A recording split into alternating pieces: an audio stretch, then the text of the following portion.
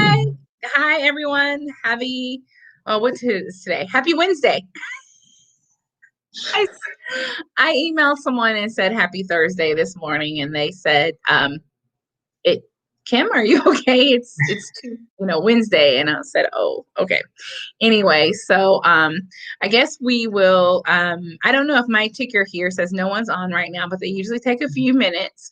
So hi, whoever just joined us. I will introduce myself. I am Kim, and I am coming to you. I thought we should do this, John. I'm coming to you from Lodi, California. And I go by KNB. Mickey is here, so I'll let you go. Yeah, I'm also happy here that Mickey's here and Christy's here. Okay, yes. Hey guys. I'm John Ivy, and I'm coming to you live from downtown Sacramento, California, which is a little bit of a distance from Lodi, but I feel very close to Lodi doing this series and working with Kim so much. Yeah. I never go out anymore. I'm never in Sacramento. I'm always in here in this bubble. Yeah, you live in your bubble right now. I think we're all in the COVID bubble right now. So John, can you believe it? Tonight is this is our sixth live in our little series event. And so can you believe it? 6 lives. What do you think? I think, I'm really excited. Thank you guys all for joining us. And I'm like I kind of feel some kind of way. I'm having some emotions about like wrapping up our first series. So yeah, so I guess I'll turn it back over to you because I'm feeling kind of emotional. Like Kim said, we've done this series of why they don't want you to vote for this election, and this is going to be our last episode in that series. We hope to keep working together and do more things, but it is kind of bittersweet. I'm a little happy to be done with something. Yeah, I'm done. Yeah.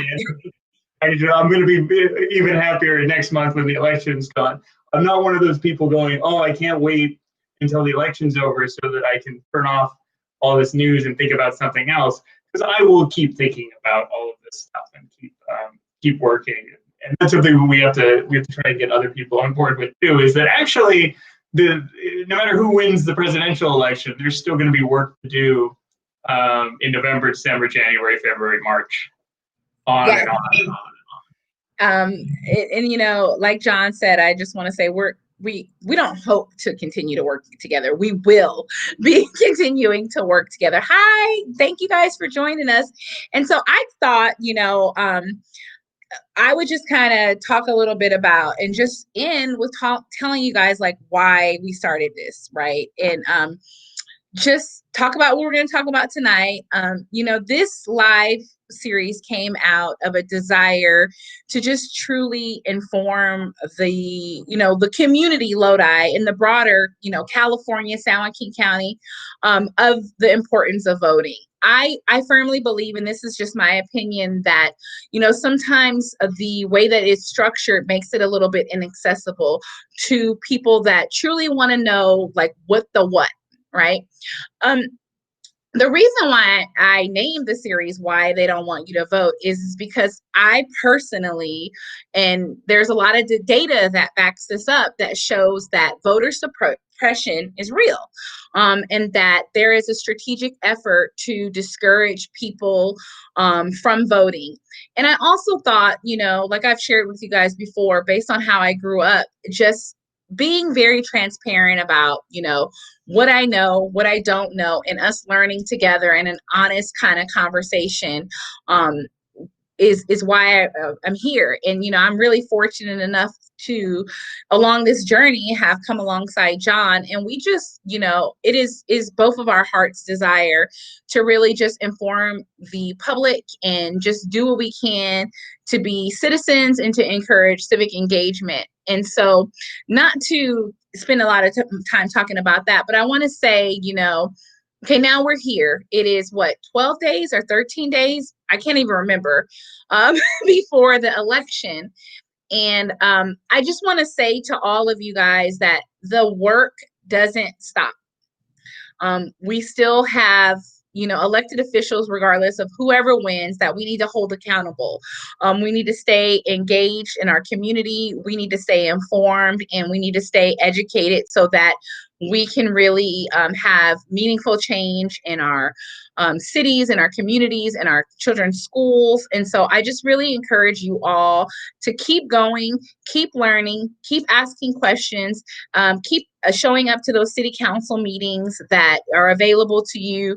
Keep checking in with your, state senators, and finding out what's going on in your community and how these decisions impact you. And I also wanted to kind of say, we've talked a lot about October 19th and how October 19th was the last day to register to vote. And John and I were talking on Saturday, and we realized that we probably didn't make it clear to the audience that, of course, it's California, so it's a little complicated.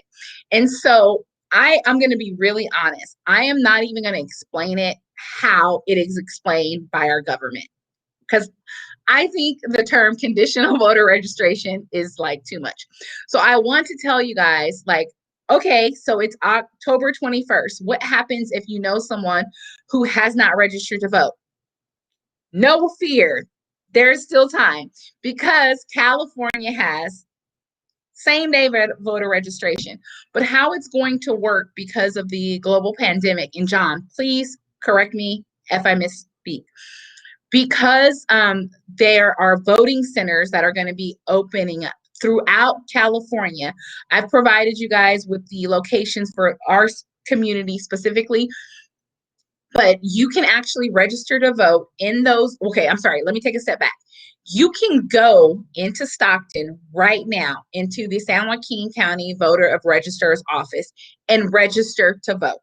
Right? It is not time for you to receive a mail ballot, but you can go and you can get yourself registered. If you don't have a way to Stockton, no worries. Or your local community, on 3 days before election opens, starting October 31st, there will be voting centers throughout California in your community where you can walk in, you can register to vote, and you can vote. So that's going to be October 31st, November 1st, and November 2nd, right? So, and then you have, obviously, on election day, November 3rd, you can also register. So I just really want to encourage everyone to know that all is not lost. You can still register to vote. If you hear the term conditional voter registration, that's a whole different conversation that John and I maybe we'll talk about later. But you can still vote. Your friends can still vote. It is not the end. John, anything you wanted to add? Definitely. That's 100% right. And I mean, the only thing that changed with that voter registration deadline really is that it's just not as easy to register and vote. Now that the deadline's passed, you can't go on the website and register to vote online. You'll have to go in person and do it. Which you generally you need to eventually fill out the ballot anyway, which you can't do directly online. So yeah, we basically have same day registration, and whenever you hear conditional voter registration, it just gets confusing. It's so confusing. Like, it's so confusing. I still get confused, and I know what it is. So. And then I wanted to talk about how it's going so far, because we no longer have election day; we have election month. And this is California. So far, 23% of people have they got a ballot have voted. So we sent out 21 million ballots to people. Close to 5 million, so 4.8 million have come back. And so there's still 16 million people that can vote. And then another probably 5 million or so that are eligible but aren't registered. And so there's we have 40 million people, only 21 million got votes. Now a lot of those are kids and non-citizens, but there's still around 5 million people who just haven't heard the good word about voting yet. And so there will be people in your community that aren't registered, they don't have a ballot, but they'll still have an opportunity to go on or before election day and vote. And you know what, John? I'm one of those people. I still have my ballot because I am weird and it's just like important to me to vote on election day. Like, I don't know. It's so weird. So I'm thinking like, oh God, what if I die? Or like, what if something happens? I still want to cast my ballot, but like my ballot is still here. I have not voted yet. Yeah, I've actually not voted yet either because a number one reason is that I actually keep a mailbox in a different city in Davis, California, is where I receive my mail. So I'm registered to vote here, but I have all my mail go there, and I just haven't gone out there and picked up my ballot yet. I made it very difficult for myself. And another option I have is that I could go to one of the vote centers that are open around here and just say, I don't want to go and get that ballot. Give me a new one, and they'll do that for me. And just want to talk demographics just a second because we have this up. Is that the elderly are still the most consistent voters. So if you look at the middle of that chart, you can see that 38% of people over 65 have already voted. Whereas people between the ages of 18 and 34, that's only 13%. And so we have this great divide basically between people over 50 and under 50. The people over 50 vote. That's what this shows us. And the people under 50, it's a much smaller percentage. And then this, I meant to say, this is data that you can look up on Political Data Inc. So politicaldata.com. Yes, Mickey, this is California. Sorry, John. Mickey was asking, is this California? Yeah, so this is for all of California. They also have on this site that you can drill down to a county or a district and look at the returns there. It's really interesting stuff. Here, let me put the link in the chat. So people have that. All right, so that was one thing I wanted to show, that cool demographics thing. And then I wanted to, what I just told Kim about before we started, I wanted to talk real quick, is that I have up on the Voter Access Project website a listing of all the videos that we've made, all like 9 hours of content, but I've broken it down so that you can click to a specific part in each video on the different topics that we've covered. And so if you want to learn about the city council members, you can just click this link and go straight to it. If you just want to hear about Proposition 15, you click that and it'll get you right to the part in the video where we talk about it. And so that I will also put a link to in the chat. It's just voteraccess.org/vote2020. And you can get all the cool content that you guys have seen just in a way that's more digestible than sitting through 9 hours of us talking.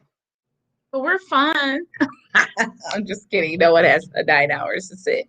But yeah, John, first of all, thank you so much, you guys. John is like, he's like a man of many talents. And so not only has he handled all of our tech, I mean, that's great. I wouldn't even know the first step to get that started. But to keep the I know, like Mickey, right? When he just told me that before we started, I didn't even know. So I'm like, oh my gosh. So this is a great resource for some of your friends, right? Like if they might have questions. I'm so thankful that he put this together.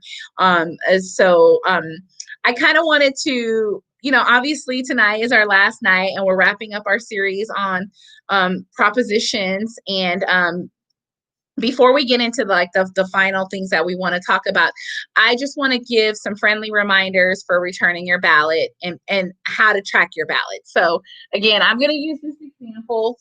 This is, sorry, like I'm bad at the camera here. This is my roommate's ballot, right? You want to make sure that your ballot is signed, right? You want to make sure that it is sealed when you are returning it to the election office. And then also you can track your ballot. John will go ahead and link that. And the importance of that is, and John can help me out a little bit on this, that when they this whole process of like how they count the ballots and process the ballots is actually very intense. And so when you hear a lot about voter fraud and all of those things, like California has very strict measures in place to ensure that even if someone has received two ballots, that it is not counted twice. And also when they're processing your ballot, they're comparing your signature to when you register to vote. I don't know yet how to thoroughly explain all that process, and that's not what I want to do now. But tracking your ballot lets you know if there's any problems, right? For those of you guys who have voted early, this is great. So if there is a problem with your ballot, if for any reasons it's rejected, there's still sufficient time to get it corrected and ensure that your vote counts. So John is so graciously linked that in there. So it's voteca.gov. So again, make sure that you are keeping track of your ballot and you're ensuring that it processed correctly. The ballots need to be postmarked by November 3rd. Also a friendly reminder, just because you were mailed a ballot does not mean you have to mail it back.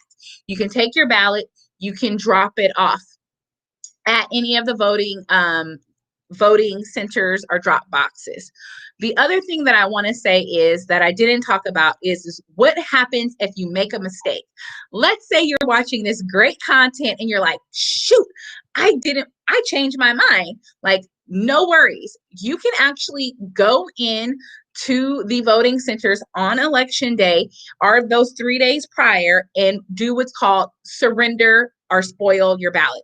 I don't want to get into the difference of what it means, but it means plain and simple, if you make a mistake, no worries, you can get a new ballot. If your kid, spills coffee all over your ballot, you can go in and you can get a new ballot. So just, we hadn't talked about that, and I just wanted to say that. But now what I'd love to do is kind of get into our last kind of, not last, but the end of this series and the final propositions. So I've talked a lot and I don't want to talk anymore right now. So I'm going to hand it over to John and have him lead us to our good discussion tonight we're going to have. Are you guys excited? Tell me, like, yeah, it's good to know. Yeah, I definitely, it's something I probably should have said really early, but no fret, I actually didn't know that for a long time. I was a voter for probably almost 10 years before I found that out, and it was because literally, I'm not even gonna lie, I spilled the milkshake on my ballot. I'm not even gonna lie. And it just, anyway, we'll talk about that another day. But really, true story. A lot of people don't know that you can get a new ballot if you make a mistake. A lot of people don't know that you don't have to fill out the whole ballot. You can fill out what you want. There's a lot of just unknowns that people light up their face when you tell them. But yeah, you can get another ballot. You're good to go. You are human. You do make mistakes, and they will grant you, just to let you know, up to 3 times you can make a mistake, but 3 strikes and you're out is the rule. Well, at that point, you have to go beg somebody. A judge might give you an exception, but that poll worker will tell you, you're done. Yeah, I was that poll worker for 14 years. So 7 elections, and I'm like, no. I'm sorry, get your life together. So no, you're not getting another ballot. I've really had that happen. I'm like, no, sorry. I told you on the first time that you only get 3 times, and then you did it twice and you did it 3 times. So no. So it's not a pretty conversation. But anyway, I'm sorry. Okay, John. Okay, so we're going to talk today first about Prop 16. Which is our affirmative action proposition. This would allow diversity as a factor in public employment, education, and contracting decisions. And what this is really doing is undoing a previous constitutional amendment, Proposition 209, way back in 1996. And in 1996, they passed this law, and it basically outlawed what we call affirmative action, which is taking into consideration someone's race or national origin in deciding as a part of a decision of hiring or letting into a college is one of our biggest things, or in government contracting. And so things that we're talking about would be processes like giving out government contracts to businesses that are run by minority owners, Black owners, as giving them bonus points on that bidding process. Right now would be illegal under 209. When somebody applies to college, you can't adjust their score based on these diversity qualifications. Just to history this a bit, the history of the United States is a history of racism, systemic racism, explicit racism. And today we still see that the results of that racism continuing on into how we segregate in housing, how we segregate in economics, in wealth, how there's huge disparities on access to college, access to opportunities, and then huge disparities resulting from the lack of access to the lack of college degrees and stuff like that. So wanting to fix basically this broken system means looking at things such as race and going, oh, well, this is something that we need to consider so that we can fix it. And that's the push of this amendment, which would affect our state constitution. Overall, we have kind of a constitutional debate about our anti-racism. And there's one school of thought that is anti-racism is what we call anti-subordination. And so what we want to do is stop people from being treated badly because of their skin. And another school of thought is what we call colorblindness, which is to treat everyone as if they have the same skin color, to basically ignore race and to treat everyone the same. And so that colorblindness would dictate that, well, you can't take race into consideration in these decisions because we want to be colorblind. We want to pretend like each applicant is just the same skin color, coming from the same background, and we'll consider other things like how they did on a test, or how much money their previous school had, or where they live. We'll consider those things, but we won't consider race. But if you're an anti-subordinationist, if you believe the 14th, 15th Amendments were about undoing this systemic racism, then you might support a proposition like this, which would seek to undo those past harms by actually looking at them and considering race and going, oh, well, this disparate impacted people, this group of people that aren't getting into colleges at a rate that they should be, aren't getting the college degrees that they should be getting, that we want to look at them and see if we can find ways to close that gap and lift them up. And that's the basics of affirmative action and the debate around this amendment. What this amendment won't do is override the kind of colorblindness that comes from our federal constitution. But what it will do is allow California to actually move up to the line that the United States Supreme Court has set. And just John, I want to make sure you're done. I had just a couple of things. Yeah, I ramble. That's what I Oh, do. okay. So I've gotten a lot of questions about this proposition, and I definitely want to just kind of like it's a little bit confusing because when it says use race as a factor, I've had 3 friends reach out to me and say that they didn't understand and they were worried about like discrimination occurring, because now we're looking at race. But the reality is that when we abolished or got rid of the previous legislation, because there was this presumption that because of the 14th Amendment in our Constitution, that people would garner the same rights, right? That if we just kind of went to being colorblind, like we would see minorities having the same access to universities and government contracts as everyone else. But what we've seen, like the reason why this is back on the ballot is that there's actually been a decline, right?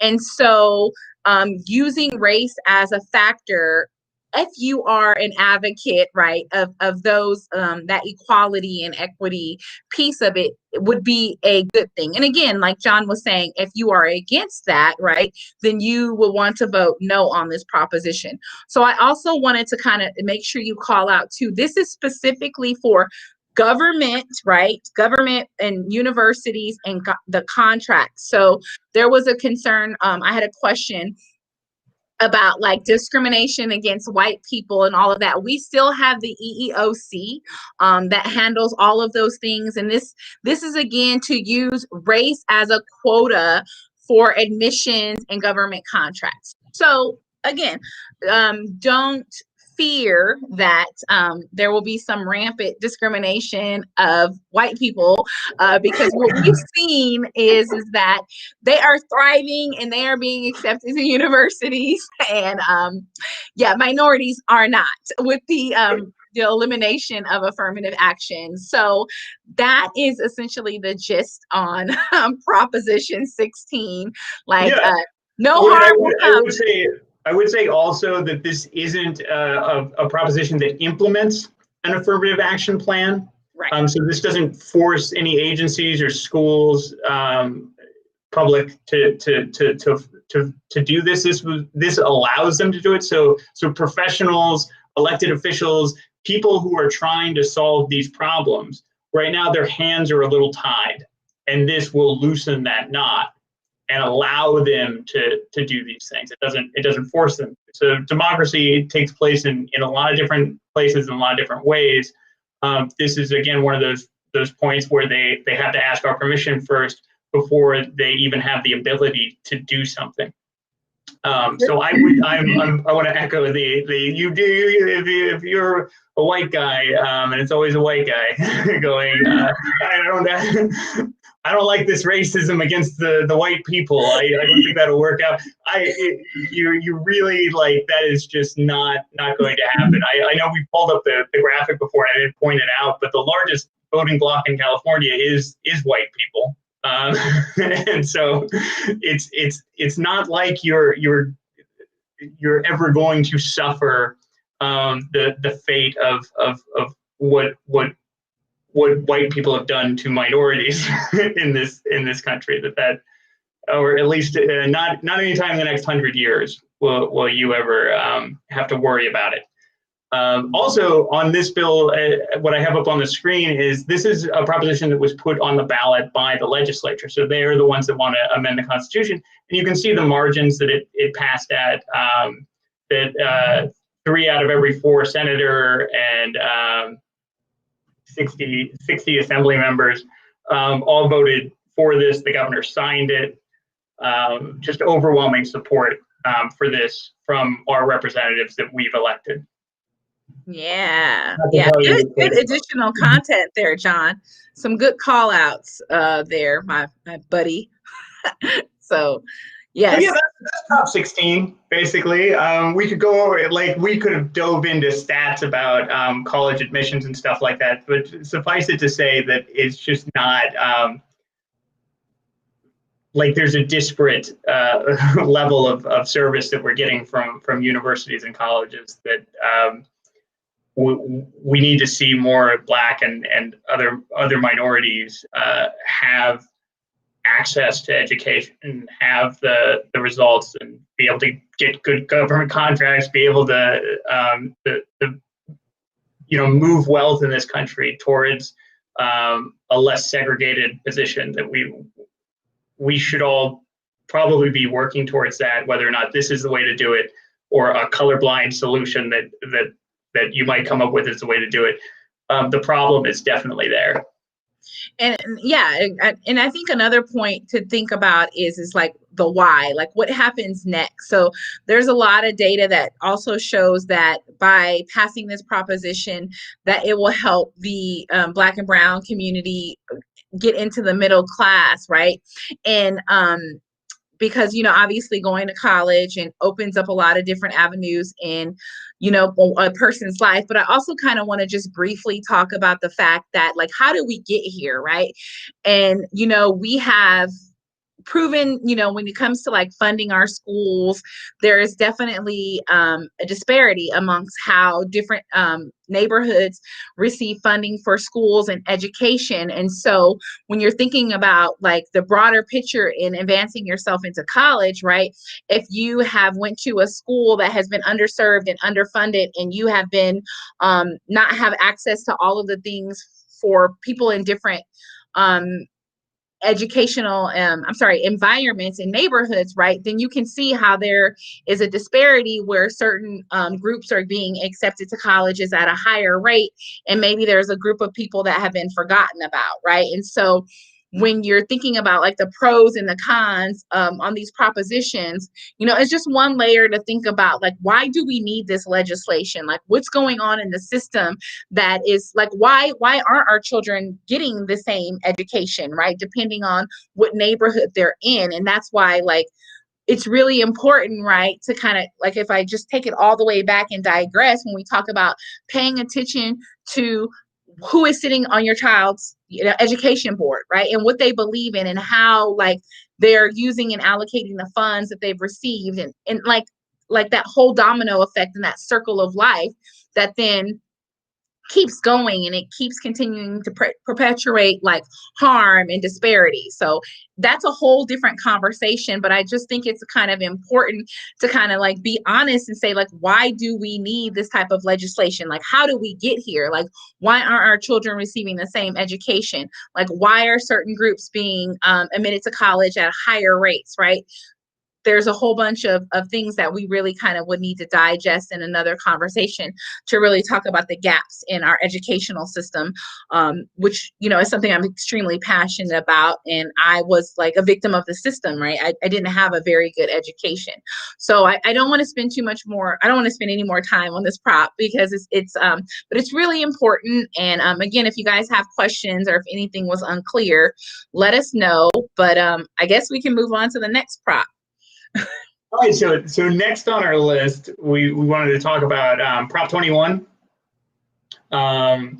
which is a proposition that expands local government's authority to enact rent control on residential property. And this is an initiative statute. We know it wasn't put on the ballot by the legislature because the legislature has a law on the books that restricts local governments from enacting rent control. So what rent control is when a local government decides to cap increases in rent. So every year, your landlord, nonstop, it seems, maybe with the exception of this year, will come to you and say, rent is going up. And it is just a fact of life that they like to increase rent. And sometimes those numbers are outrageous. And recently in California's history, they have been very, very outrageous. In some places, we're paying twice as much in rent as we did 10 or 15 years ago. And nobody is making twice as much money as they were making 10 or 15 years ago. And so one of the ways to deal with that would be to build more houses, to use the market to lower prices and to put pressure on landlords. Another way is through government control, through rent control measures. Now, right now, local governments can do limited rent control on older properties. and we see measures like that mostly in big cities, not so much in rural areas or in smaller cities. And what this proposition would do is repeal the law that's on the books right now, restricting local governments from doing this, and would instead amend it to set up to where there is any property older than 15 years old, a local government can set up rent control on it. When you're a new tenant, for the first 3 years, they can raise rents on you up to 15%, even if the local government set that rate lower. So for the first 3 years, they can up it. After that, you would have to follow that rent control ordinance. This would exempt small property owners, so ones that only have 2 or fewer properties. They would be exempt from the rent control measures. And over that, it would it would just basically give power to local governments to enact these price controls on rental units. Yeah, and I mean, I just I kind of always want to kind of just think, encourage everyone to think a lot about this proposition and think about okay, let me just see how to say this. Right now, the reality of the situation, like John pointed out, is that prices keep going up, but we're seeing overall our wages are not going up to match that. We have people that are on fixed income, and the rent in California is just astronomical.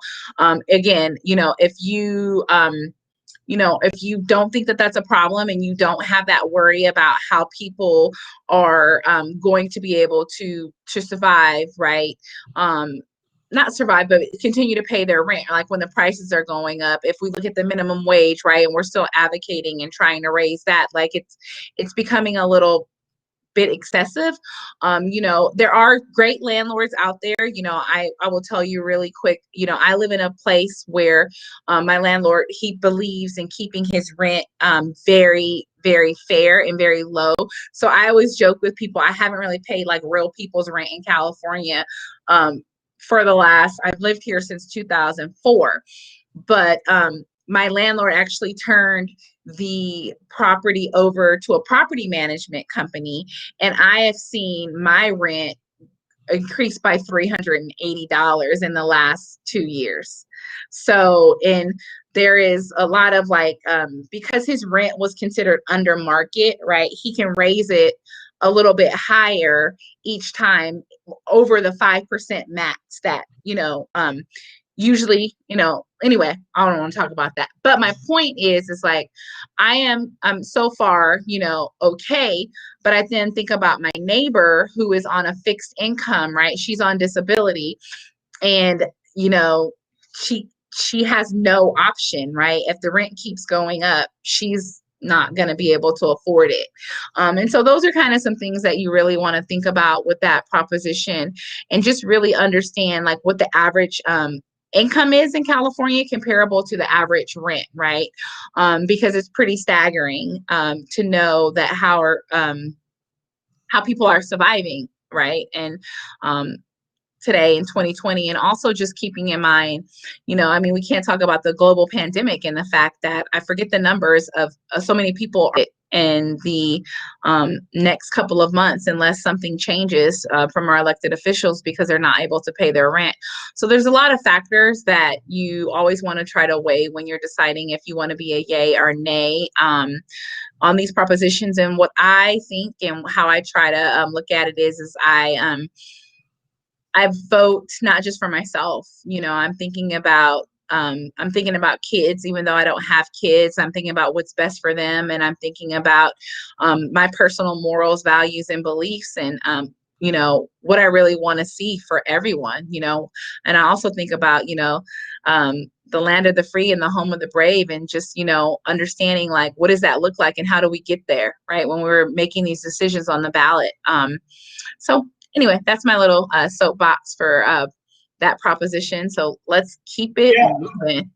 Yeah, and I wanted to say on Prop 21 again, it doesn't actually create any rent control ordinances. It doesn't do anything but give the place where you live, the local government, that city council or that county board of supervisors, the option of implementing it. So it's not the end of the story if you vote yes. It is just giving them the power to work on these problems that they're seeing in their communities. And so that was Prop 21. Not to tell you how to vote on it, but you can hear how I'm going to vote on it. I know. You can hear how I'm going to vote on it too, but neither here nor there. And then we're moving on to Prop 23. And this proposition is one of those ones that isn't as understandable to most people because it's about dialysis clinics. So it adds more state requirements for kidney dialysis clinics and puts in a requirement for on-site medical professionals. And this was a bill that was sponsored actually by insurance companies looking out to lower patient costs and to improve service, I think was what they said was their goal. And they put out this initiative statute, enough people signed on, it's on the ballot. One of the reasons why this is a little unclear to people is because not all of us have personal experience with dialysis clinics. Out of the I wanted to say 300 dialysis clinics in California, about 75% of them, about 3/4, are owned by two companies. And so they kind of have their own little oligopoly of setup. And so the legislature and on the ballot, you'll see these initiatives, and it's really about regulating these two companies who basically don't have to provide any more service than what they can get away with because there's no one else to go to. Usually in a community, if you need a dialysis center, you're going to the only one that's near you. And so people don't really have a chance to search the market for better prices or better service or a better product. And so they get stuck with whatever's there. And so what this would do is it would increase regulation on these dialysis centers that in the hopes of improving patient care and lowering patient costs. It has the potential to affect the profits or the sustainability of those dialysis centers. In other words, maybe these two companies will go out of business, or smaller ones will go out of business. There is always that chance that as you increase regulation on an industry, maybe that industry will buckle and fold. And so those are the kind of two concerns that you want to keep in mind, is that this would hopefully increase patient care basically at the cost of this industry's profits. Or on the other hand, it might take too much of the industry's profits and ultimately patient care goes down to zero when they close a clinic. And, this one was really hard for me. I did a lot. I don't know if you guys know, or it might not matter, but I used to work in healthcare on the administrative end, processing claims and understanding like all of that process. So I think the important thing to talk about is that a large majority of disadvantaged neighborhoods are where there could be possibly a threat to the dialysis centers, because you hear like, oh, they want to require doctors and nurses in the facilities. That's a good thing, right? And it is. I mean, that's a great thing.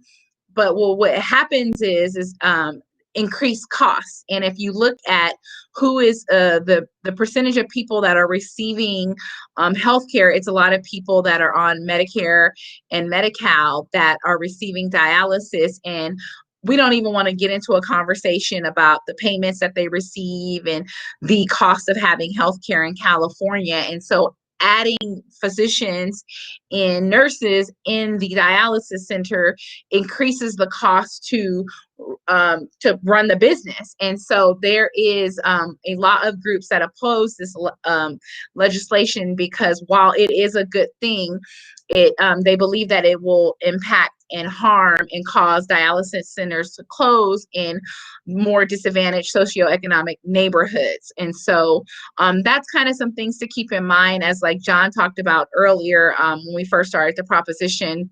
You know, you kind of want to look at who is opposing it, who is for it, and really kind of think about what the impact will be. And so I kind of had to dig a little deeper to kind of realize, because at first I was like, well, yeah, like, I mean, having a doctor is good. And trying to figure out like how have we had a lot of inherent problems from not having a doctor on staff, and like, where is this coming from? So those are all kind of things that, you know, you want to think about when you're looking at this legislation. And really kind of I think it's really good for you guys to know, like, what is dialysis, and, you know, how many people are impacted by that. Not saying you don't know, but for years I didn't know until I had a family member that required. I used to take them to their dialysis appointments. And so those are just some things to think about on Proposition 23. Is there anything else, John, you wanted to add? Well, I would say that I mean, I don't want to talk too badly about this one specifically, but I overall always am weary about ballot propositions that are trying to fix complex problems, because ballot propositions are not complex things. They're usually very simple ideas. They're something that we're all voting on. But the problem of our dialysis centers, not having enough of them, not having good enough service, not having the industry basically set up in a way that serves the community better. Maybe even the fact that it's set up as an industry instead of as you know, universal healthcare provided by our publicly funded tax dollars. That sort of conversation is where I want to see reforms, is on a more complex, a more comprehensive way of looking at this that might be better in the legislature than on the ballot. And that isn't to say that this might not be a great solution. It just isn't. It isn't convincing to me to approach such a complex problem with these simple kind of solutions that go on a ballot. Great points, John. Yeah, I'm not going to say anything additional because I think that's great content for people to think about as they're making these decisions. Yeah.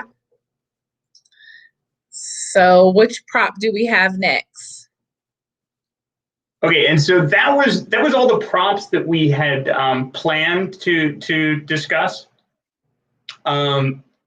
Except for there are prompts that we haven't discussed. So first, I wanted to ask if anybody's in the audience that they had a specific proposition that we haven't talked about in the last couple of weeks, that you're like, I don't know what's going on with this. Can you help me? If you have that, that's great. Else, I'm gonna pull up. We're just gonna go through them real quick as soon as I find the button. I'm a technological genius, you know. Yes, he is. And I will keep an eye on the chat. So I think someone just kind of joined again. So where we are right now, we've wrapped up all of the propositions that we had planned on discussing, but there's a couple that we did not talk about. So if you have a question about a particular proposition, I will keep my 4 eyes on the chat, and then I'll let John kind of lead us through a couple of propositions that we didn't really talk about. Okay, and just to go through the list again, we did talk last week, and you can check on our videos about Proposition 14, Proposition 15, and today we talked about Proposition 16. I don't think we mentioned Proposition 17. We didn't. Yeah. Which was one that we actually did want to go in depth on, but we were prioritizing complicated ones, because this is an interesting topic to us. Is Prop 17 restores the right to vote after completion of a prison term.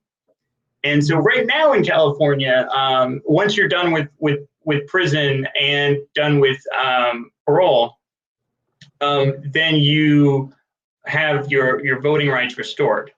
While you're in prison or on parole, you can't vote. But once you're done with parole, you are good to vote. What this amendment would do is those people on parole would get their voting rights back.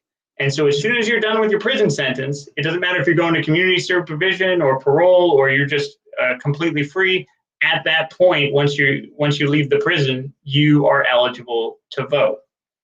And this is something that I support in general. This isn't really a partisan issue. This is just kind of fixing an error in our Constitution, fixing a mistake, I think, because democracy is about suffrage. We're the Voter Access Project. We're always going to support suffrage, more people voting. Like if it was up to me, the people in prison would be voting too. And so of course I want the people on parole to vote. I don't know what the arguments are against it because I probably won't read them, but I just wanted to briefly talk on that.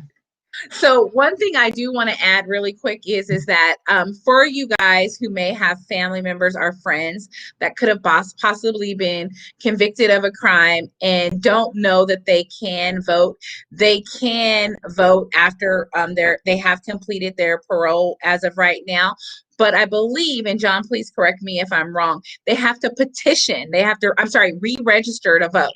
So yeah. Oh, I was about to say you were wrong, but then you corrected yourself. Yeah, I corrected myself. Like in other states, you might have to petition somebody to give you permission to you just have to register, just like everybody else. Yes. Even if you were registered before you went to prison, your registration was cut off, and so you just have to register. And at this point, you just have to go in person. Yeah, and so that's just really, really important. And I also kind of want to I said this in one of the lives, but I'm going to repeat it.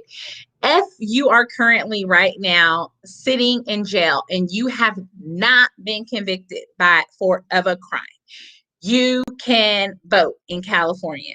Just so you know, if you have not been convicted of a crime right now, you're eligible to vote in California. And there is a process in place to allow you to be able to cast your ballot. So I just want to put it out there. So Mickey said, let's talk about 17. So Mickey, did you have any other questions about Prop 17? If she might not be here anymore, but anyway, if she does, she can pop in or whatever. This does affect thousands of people at any given time. And it's an important step to just improving democracy. Yay, viva la democracy. So yes, okay, let's keep going. And then Prop 18, another democracy reform, which is letting 17-year-olds that will be 18 by the general election vote in the primary election. And that's a little bit complicated to say out loud, but basically, if you're going to turn 18 in a year, in that specific year, like if you were turning 18 anytime in 2020 before November 4th, then you can vote in the election in March, even if you're 17 in March. This is again, I'm going to say, yeah, I'm definitely voting yes on this. Civic engagement really starts with the young, and that's where we're failing. I showed the chart earlier that old people, they vote, young people don't. And one way to fix that is to get them while they're young, get them engaged, make sure their first voting experience is a good one, and that they're able to navigate these things. A lot of people who didn't vote when they were young just didn't have that experience, that maybe their parents didn't vote, maybe their friends didn't vote, their family didn't vote. And so it was really hard. It's really hard to navigate and jump into and become a voter, especially later in life. But those kids, we got to get them voting. We got to get them registered. Yeah. That's right, Mickey. And to add just a couple of layers to that, like the kids can actually work the polls as early as that sounded okay. At the election polls as early as 16. And I just really kind of want to regurgitate what John is saying. When we talk about democracy, right? Legislation is being passed that impacts these kids. And also you want to think about if they're going to turn 18, right? We want to allow them to, I know, Mickey, I'm like working at the polls. We want to allow them, right? Because if they are not allowed to vote in the general, right? Like on decisions that, like things that are going to be on the ballot when they're 18, that's kind of an unequal balance, right? We're silencing their voice. And, you know, again, all throughout this process, right? When we're voting, we're making decisions that impact the livelihood of our children. And also you want to talk about like building character traits and like habits, right? You want to teach them young, right? Get them involved. And then they are more than likely to continue that on and pass those traditions to their children, right? Like that is one thing for me, despite how I grew up, you know, I saw my mom from a very young age, you know, going to the polls, the election polls. I didn't see her going to the polls and casting her ballot, right? And so even when I didn't know what I was doing, right, I remember that I saw my parent like engaging in democracy. And so that is, you know, I'm really grateful that she set that example for me. And so I just really, again, this is a no-brainer, right? Like if our kids are being allowed to work and support and help out in the elections, why would we deny them a chance of having a voice when they're 18 and whatever is going to be on that ballot is impacting them? So yeah, I'm not going to even hide the fact that I'm all about that. Yes, on 18. So let's keep it going, John. All right. And then we haven't talked yet about Prop 19, which is another property tax constitutional amendment. This one is an exemption from property taxes, lowering property taxes for people that are over 55 and the people that they might inherit their property when those people die.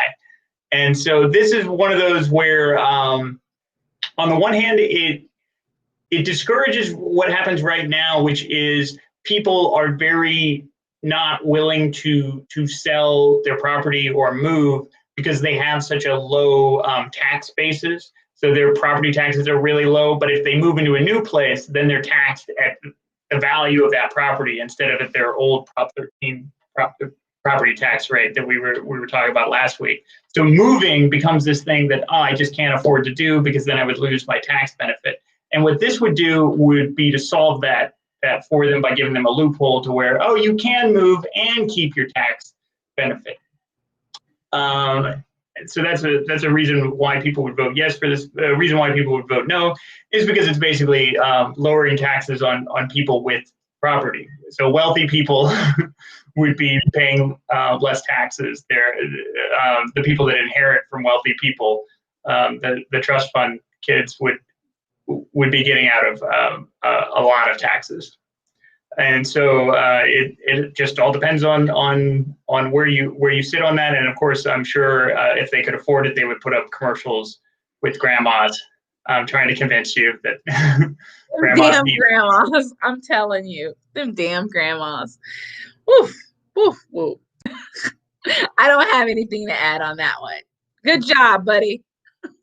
And then Proposition 20 we talked about, it increases mandatory sentences and tougher on crime. Tough on crime. Prop 21 we just talked about, rent control. Prop 22 we talked about last week with the app-based companies, the Ubers, and they're wanting to have independent contractor loophole put into law. Prop 23. We just talked about the state requirements for kidney dialysis. Prop 24 is something that we didn't talk about. This one amends consumer privacy laws, and like looking at the description and everything about it sounds great. This is one of those where I kind of didn't do a deep dive because I know the people that oppose it. And that's like the ACLU, who generally they spend all of their time fighting fights like privacy and making sure it works out for us. And a friend of mine, Kevin Baker, who's the director of the ACLU's Center on Progress, he states that in the ballot argument against, that this is just a handout to tech companies. It actually lowers California's rights and increases the ability of these big tech companies basically to make money off of us. And that's why this bill was sponsored by them. That's why it's there. And that kind of makes sense to me. And so, like I said, I didn't do a deep dive, so it's one of these that we don't have a lot of details on. I just wanted to share that detail that the ACLU says to vote no on this, and I would trust them. Yeah, and also I'm just gonna I want to amplify what you said about the slimy tech companies that are able to monetize our data and profit off of us and target us based on our searches and all of those things. It's really, if you don't know and if you don't understand how that works, you should really it's kind of eye-opening. I just kind of learned how that works in the last five years, about how despicable I'm going to say it is, that how we're targeted and how our information is used. So that's really all I have to say on that. And then I guess, John, I'll let you wrap it up with the last one. Oh yeah, well, Prop 25 we talked about on Saturday. You should check out the video that we made. It's about bail reform, and it is a complex issue. So complicated. And you have to vote yes or no on it, or just leave it blank. I guess that's another option. But you should do your research, and because not only is it an important topic for us to vote on, but in exploring the details of this, you'll learn a lot about our criminal justice system, a lot about how politics works in California. And so it's a very interesting proposition to bite into. Yes. And so, oh my gosh. So with that being said, well, we did it, John. We've discussed everything with you guys that for now that we want to discuss. And again, I just want to say to those that are watching now or will be watching later, we appreciate you guys all taking the time to listen to us and engage with us. And we are not going away. We're just kind of figuring out what is next. If you have questions, John is still going to be monitored in the mailbox. You can always email us at voteraccess.org. And I'm sorry, info@voteraccess.org. And it's right there. Thank gosh for John. And ask questions. So I will tell you guys that what is next? I'm going to be a broken record, and John's probably going to be like, let me mute her. I can mute you? Is that it? Yeah, I know, like the presidential debates, I would tell you, engage, find something that you're passionate about. I mean, there's so much going on in our country. There's so much going on in our state that we really need to be intentional about our knowledge. And I also kind of wanted to say at the end, because this is separate from what I really wanted to talk about, is that, we live in a society right now with a lot of disinformation, and that disinformation is coming on both sides, and John very eloquently talked about what it is to be nonpartisan. Absolutely, and in our city, Mickey. And so what I want to say is I would encourage, no matter what your political beliefs are, to kind of take a step back and stay away from Fox News, right? Stay away from CNN, MSNBC, and pick up some papers, even if it's 5 minutes a day, and really try to educate yourself, right? For me, I'm a fan of, I like NPR. I think they are a little bit, uh to the right, I'm sorry, to the left, but they do a good job of giving like information. I love to watch PBS news, but I also just like to read. I like to just kind of go to like facts, and maybe John and I can work on giving you some guides on how you can look and try to find like non I mean, we all have a bias, like we inherently all have a bias, but a lot of the news and information is just so egregious, right? And we really just encourage you. I don't want to speak for John, but I know he feels the same. Encourage you to kind of really empower and educate yourself.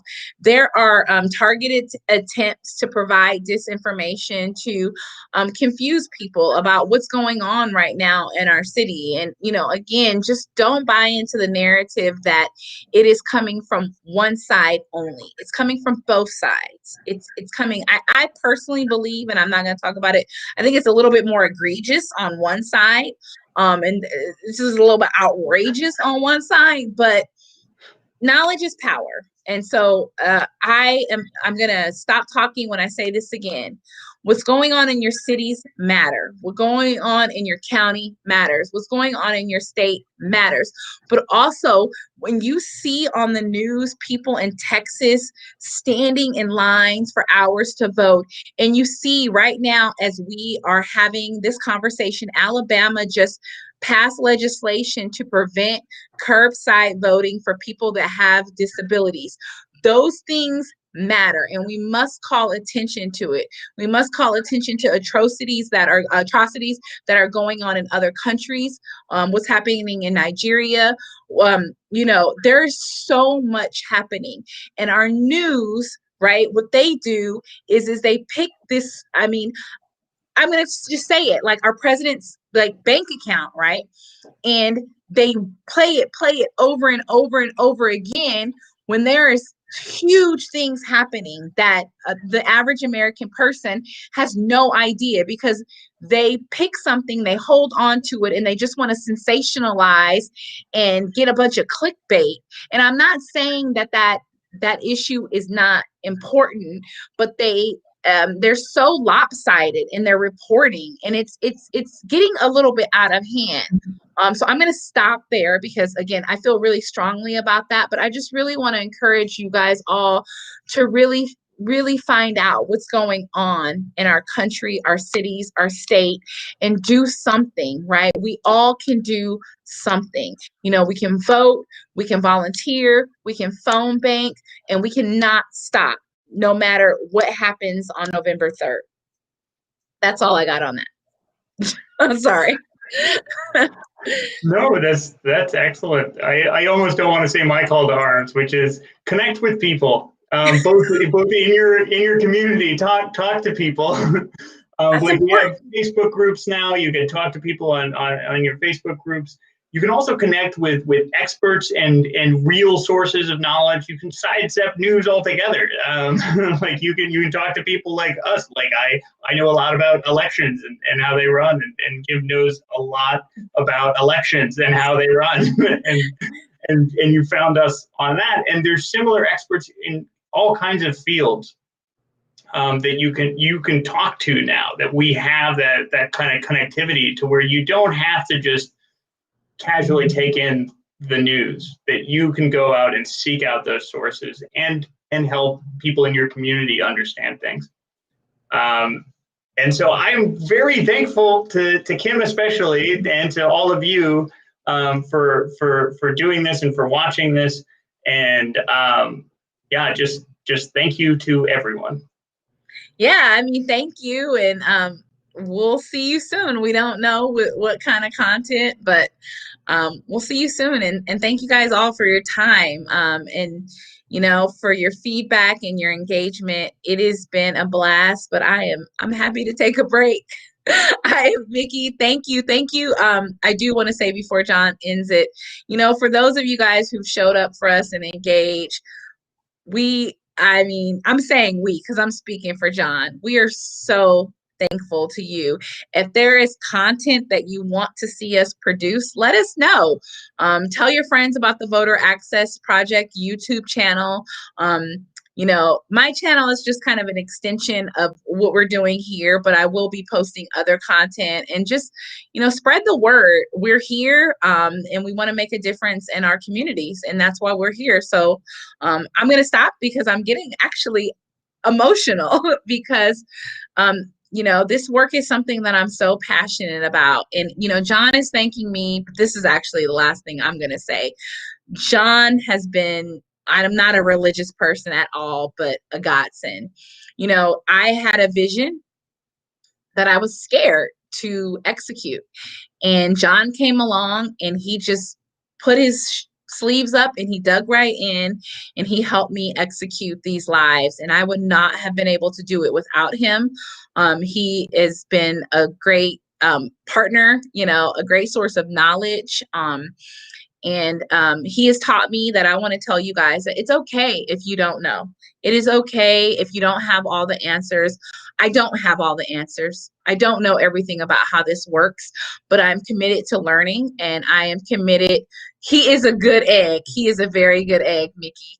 I am committed to learning and being honest with you guys. And there will be times where I'll make a mistake or I might misspeak, but I won't be afraid to let you know because you guys all deserve the truth. You deserve the facts, and that's what we're here for. And I'm just really thankful to John. And now, God bless him, he's stuck with me for like ever, So he is definitely a good egg. And I'm gonna stop because I'm gonna stop. I'm gonna stop. So have a great night. Good night, everybody. Have a good night.